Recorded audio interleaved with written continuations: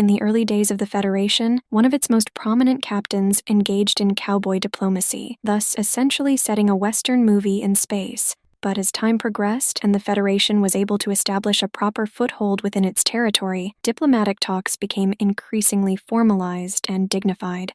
This same concept can be seen with a group of players who continually play a given game. So here's what we came across during our time exploring the Wild West that is known as the Milky Way Galaxy.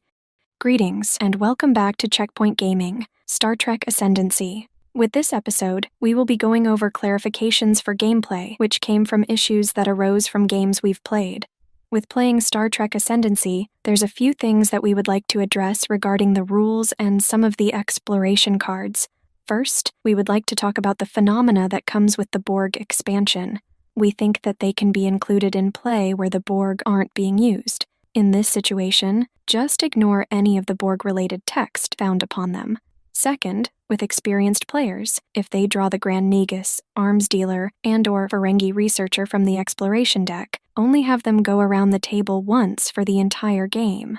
This is because, for experienced players, these cards allow them to tip the scales too much in their favor if allowed to continue to be used during play and can open up a stalemate situation. With that said, we say that the player who initially drew it is the player who will be allowed to benefit from it last. Third, when it comes to that of the Vulcan Ancient Civilization rule and any unexplored systems, that is those that still possess an unrevealed exploration card, we think that it allows the Vulcan player to just discard said exploration card. Fourth, let's look at the exploration cards. With the Hidden Colony exploration card, if the player who drew it doesn't have any hostile rivals, then nothing will happen. With that said, this is only possible with a 3 to 4 player game where said player possesses a trade agreement with all of the other players. This also only applies when the player fails the hazard roll. With that of the Cost of War and Prepare of War exploration cards, if the player who drew it doesn't have any rivals connected to their home system, then they are to just ignore the card and place it into the discard pile. Regarding the Arms Race exploration card, if the player who drew it doesn't have any rivals for the reasons that were just discussed, then it is to just be discarded.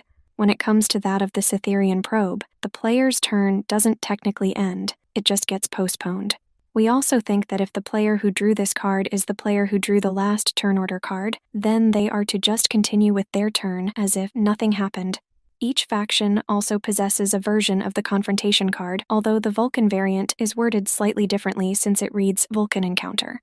But with that said, it still has the same in-game effects, and if a player draws a confrontation card that belongs to the faction that they're playing, since the player doesn't count as being a rival to themselves, it will cause the first sentence to be ignored, with the second sentence coming into effect, thus allowing the player found to their right to place a new ship belonging to them into said system. This also extends to the Breen Delegation, Cardassian Armistice Accords, Cardassian Delegation, and Dosi Traders Exploration cards. And fifth, we'll be touching upon a few things that we learned and developed during our own gameplay sessions, which includes the following. If players want to hegemony a system but want to make the process easier, then they can attack the system first, take off some nodes, and then attempt cultural hegemony. That way, said system will have less resistance to the hegemony attempt. When it comes to that of space battles, unless playing as the Klingons, players can retreat from the engagement as a means of forcing the other player to burn commands.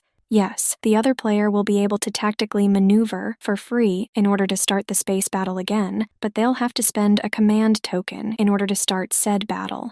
This, in turn, can hinder their plans on traversing a great distance across the board and perform something like a planetary invasion or hegemony a system. Finally, with the Ferengi, if they lose their culture node upon Ferenginar for one reason or another, and they either hold on to the system or regain control of Ferenginar without the culture node being present, then they will be unable to replace said culture node due to their profit over profundity rule. So with that said, that is what you need to know about our clarifications for the game Star Trek Ascendancy. If you liked this episode, feel free to give it a like, and if you want to stay up to date on any future episodes we upload, go ahead and subscribe.